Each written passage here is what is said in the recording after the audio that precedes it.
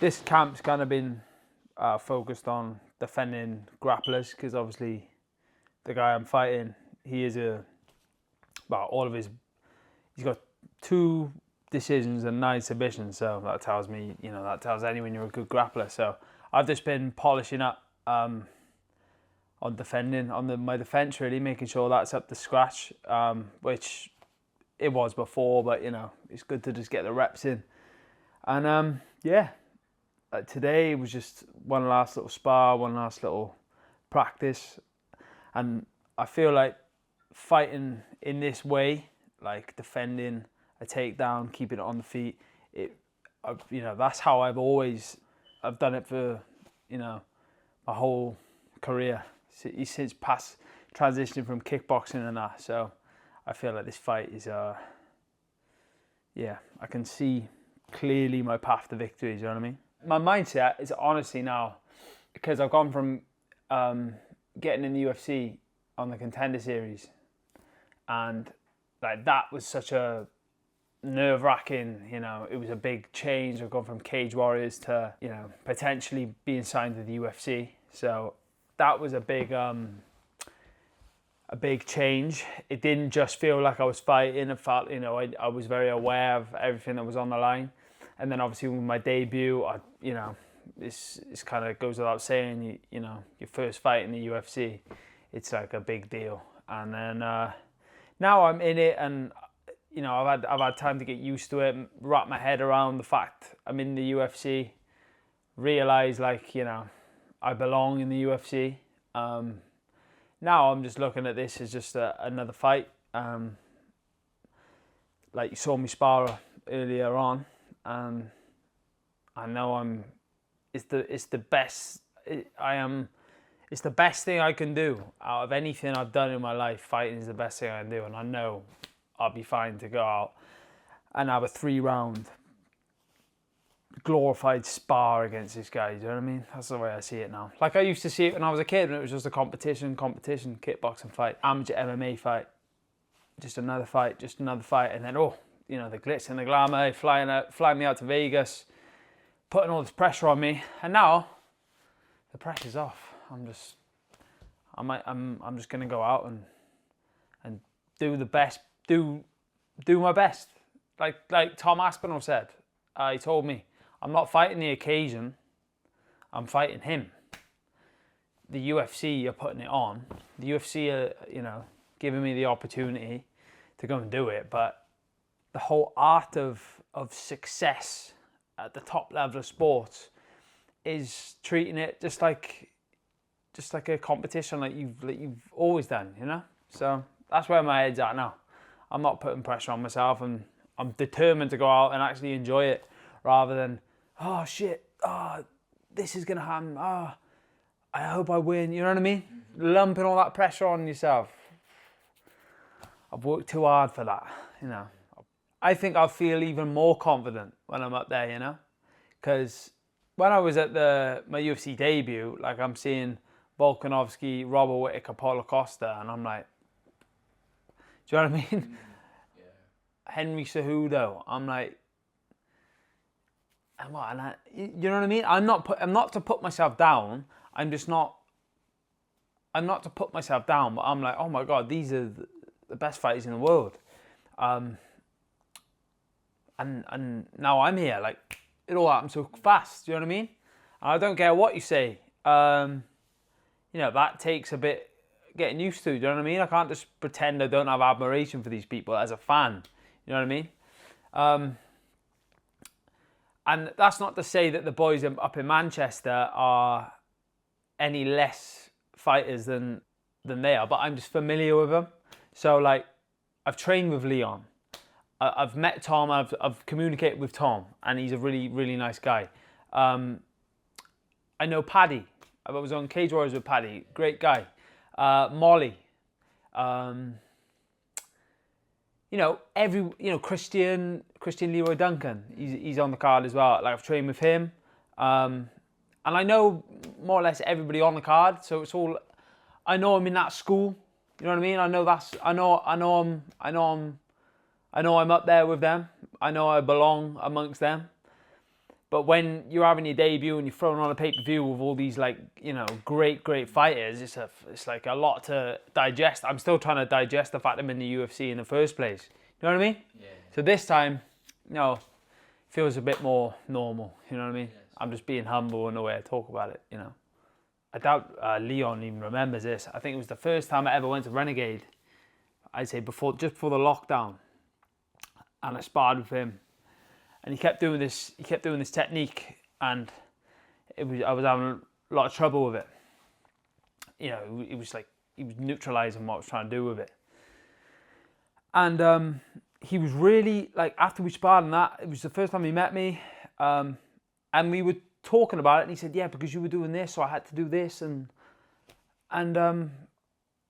he was in training camp with Tyron Woodley, and he said, yeah, this is your gym as much as ours is now. And it was the first time I met him. And I come away and I was like, that is, and there's no surprise he is where he is now. And yeah, that's the type of guy he is. And that was the first time I ever met him. And you know, it's not like me and him are friends. You know, I doubt he even remembers that, but I remember that. I was 22 at the time. I went up there on my own. And him and his whole team were so inviting, you know what I mean? And I think that's a good example I can give is like, you know, he's a champion for a reason, and with that kind of attitude, you know, that's when it comes to the cross training, that's what you kind of want it to be like, you know? But you're not always lucky enough. You get people who want to cross train and try and take your head off sometimes.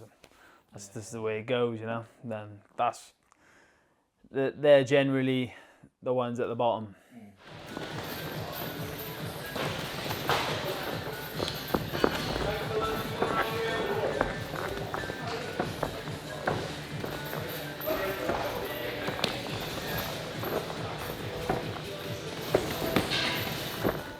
Yeah, I've watched his fights. I never really watched them that much though. You know, I'm a fighter. I fight better on reaction. I've never really been able to. I don't know. I've always fought better on reaction. That's kind of how I got in. Yeah. So I've seen what I need to see. I know what I need to know. My coaches have studied it. Kind of put the scenarios in place. I'm really confident about this fight. Yeah. Yeah, I'm really confident about this fight. I think this is gonna be one where I can really go to town, you know. And that's not because he's just that's not a knock on him. That's just, I think it's all kind of come together at the right time.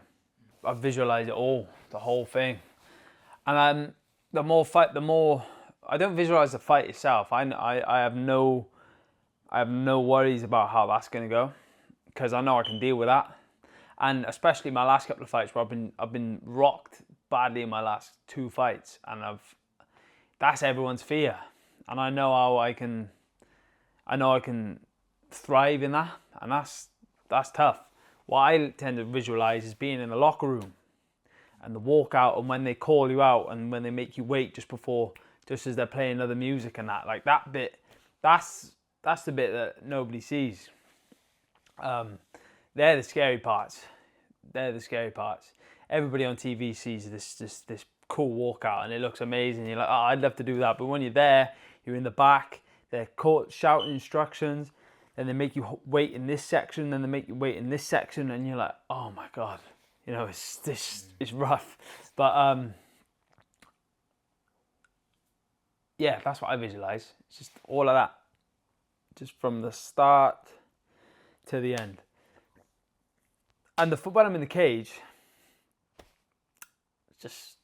I'm lucky. I just totally switch off and just let my instincts take over. So, like, I went into my fight against that Brazilian for the Contender Series. He was super hard to figure out. He was trying to knock me out with every punch. I couldn't keep him down when I took him down. It didn't feel like I was hurting him, but he hurt me. And after that first round, I was like, I was genuinely like, well, how am I going to beat this guy? I was like, what am I going to do now? You know, I've just literally tried all my plans. None of them worked at the time. And then if you're a fighter, you just know how to get through it. It's weird. You just figure it out. You just know. You know, when you're in there, if you've done it, if you're good enough and you've done it for long enough, you kind of know. So, yeah, I know the fight will take care of itself. I feel good about the fight, 100%. Right now is just perform like I know I can, and make sure I enjoy every second of this. Present, be very present right now, because everything else will take care of itself. That's what I've come to learn. But if I can't enjoy the now, what's the point? You know, what is the point? I enjoy it a lot. I enjoy the training. I enjoy all of that. The one thing I'm training for, I need to enjoy. If I can't enjoy that, what am I doing it for? You know what I mean? That's my priority, is to enjoy it. Because when it's all said and done, I don't want to look back and think, oh, why didn't I just take that moment in? Why didn't I just appreciate what was there while it was going on? Instead, I was sitting there lumping all this pressure on myself, stressing about this, stressing about that, worrying about what people are fucking saying on there, this, that, fuck that. All I think about is enjoying the now that I've worked so hard to be in. Because I could break both my legs next week, or the 2 weeks after, and never be able to fight again. And I'm like, there it was, them glory days. And the whole time of them glory days, I was just lumping pressure on myself. Fuck that, that's not going to be me. I'm going to make sure I enjoy this. I'm going to walk out like the Rock. Do you know what I mean? Yeah. Like the fucking Rock. You know, enjoy every fucking second of it. That's what I'm going to guarantee I do. And then I'll look back happy, you know? So, do you want to be as active as possible? Fuck yeah. Yeah. Yeah. 100%. I wish I could do this more. I think this is why this build up. I want to be like on the WWE where they're wrestling every week. I know it's, you know, but why can't that be us, you know? But obviously, I get it. But I want to be as active as possible, take every chance, take it all in, you know, and just live it. You see enough people when they're retired wishing that they could still do it, you know? So I want to be active. I want to fight, you know, whoever they tell me to fight, I'm going to fight them, and just take it one fight at a time. No pressure. Enjoy it.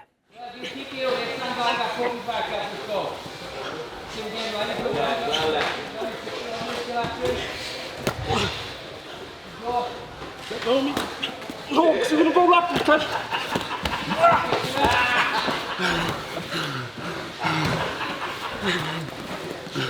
You can.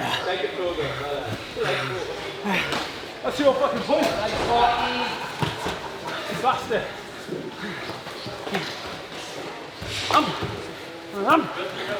One minute 20.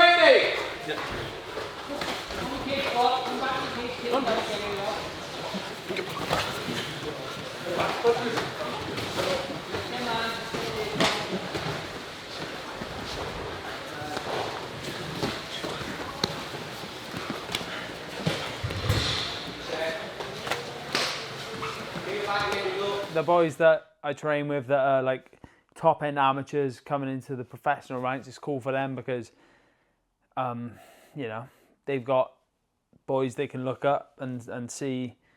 Like there's first it was Jack Marshman and Brett kind of at the same time, and Jack Shaw, now me, and then on the way up there'll be boys, you know, there's like they can look up to us, I guess, and I learn off them as well, you know, like we've got some talent at the gym where, you know, I learn off them, so it's a good environment. It's a really good environment to train in.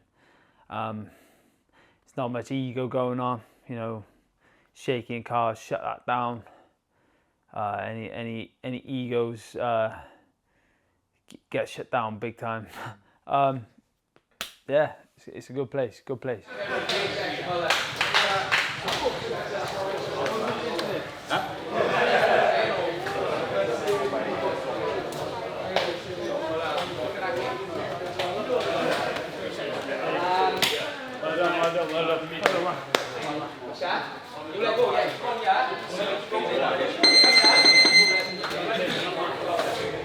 start to rest up now, and then by next week, mate, I'm feeling good now. I feel fucking awesome, man.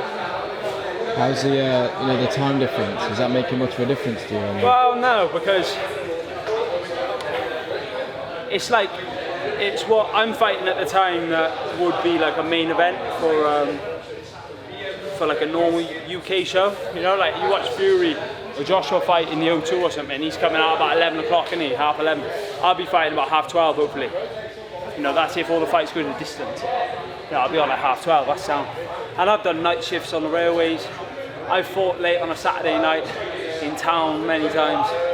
I'll be perfect. I'll be just right for, you know, a fight that time of night, trust me. Is it nice just being able to fight in the UK as well? Yeah. Then again, I enjoy getting a plane, but it'll be good to have everyone there. You know, second UFC fight, second pay-per-view, coming out on the fucking British Isles. It feels good, mate. I'm living a dream. But not only that, I'm gonna show everyone just what I can do. 100%. It's fucking my time now. I've had my bad luck. I've had all that bullshit, you know. It's my time now. 100%.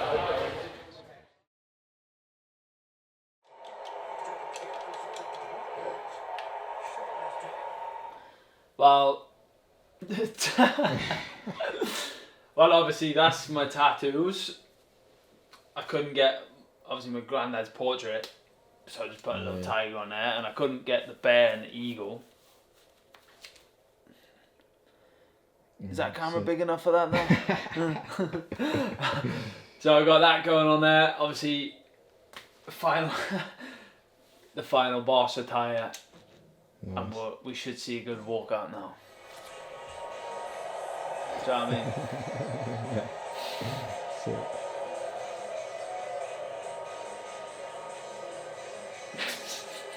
My mate said they call me sad. It's just a joke, isn't it? But it is actually a good game.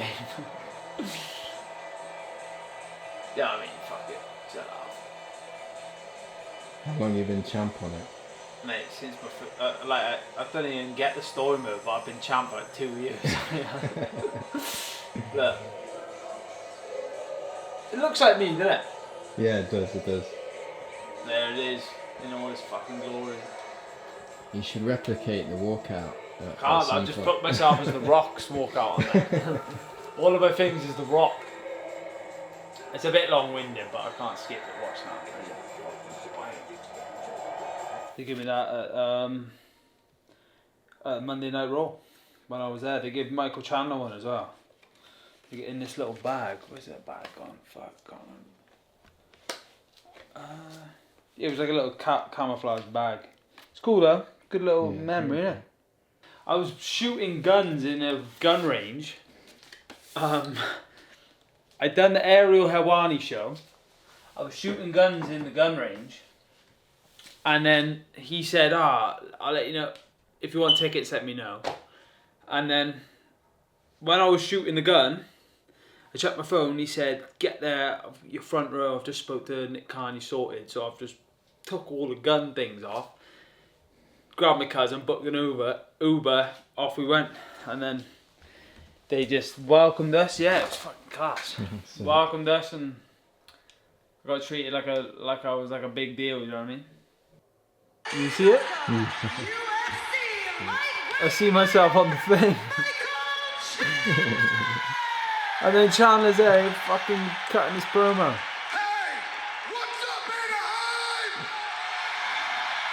Yeah, it's fucking mad. Yeah, it was funny. I feel like I've just been on a high since then. It's good because like I am so happy now, like all the time. And I used to be like always chasing it. You know what I mean? And now I've just been on a high since, and I get to do it again. I didn't ask you about Chael as well. How was it meeting Oh him? mate, mad. We've kept in touch since. He's just a guy. He's just one of the boys. Chael is. He's a fucking legend. And look, Henry was fighting Marab, and he was like, I was like, okay, sorry, Chael, I don't want you to interfere with your, like the security guard of the UFC, Steve, took me to the ESPN set, and then like, I was there, I was like waiting, I saw Chael, I was like, oh, I feel like disturbing him. And then someone told me I'm here, and he went, oh, and I jumped up, walked the thing, saw me, then we just like hugged. And then I was like, okay, you know, that's enough of your time, I'm sorry, kind of thing. We just had a little chat about the fight and that. And then Henry was fighting Marab, and he was like, no, it's okay, I'd rather talk to you. I was like, fucking hell, it's mad, you know? Yeah, sick. How are they so cool? Yeah, I got strength and conditioning now at 10. I'm dreading it. This part of the training camp, I don't really like, you know, the hard training. It's like, fuck, it's exhausting. But yeah, it's good conditioning because I'll be fighting late at night. And with Dale, he's going to put me through my paces. No one will be at the gym, which is perfect because I get a bit irritable around people when I'm training, and when they try and talk to me and that, I don't like it. It's just who I am. That'd be tough. And then I could chill out, play some Warzone. I feel like all this training interrupts my Warzone time. Yeah. That's the way I see it. I'm spoilt now when it comes to training. Like, you know, fight is on the way up, do anything to be in the position I'm in when it comes to, you know, my coach to check it, when are we doing this, when are we doing this, when are we doing this, you know?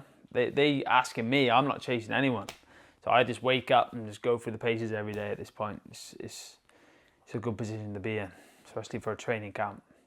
And then, like I said, go out there and enjoy myself and bring home the win.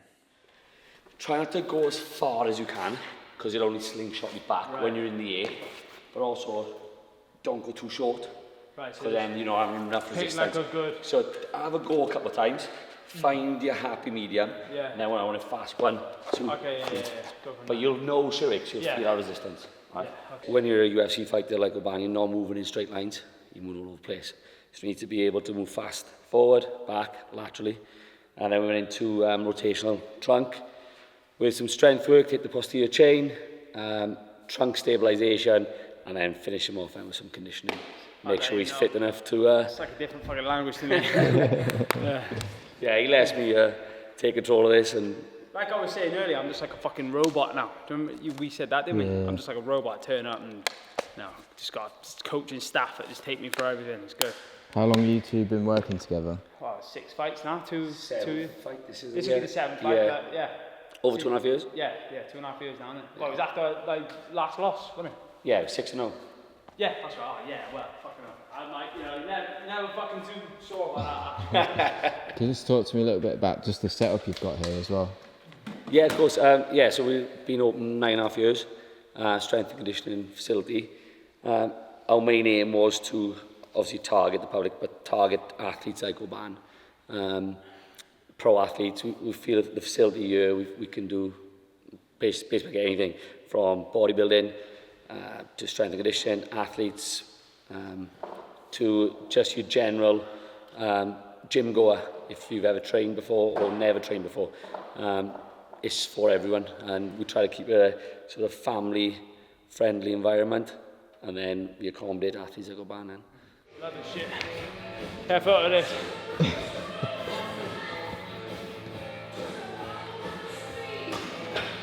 I want to get a sponsorship. I drink enough of them.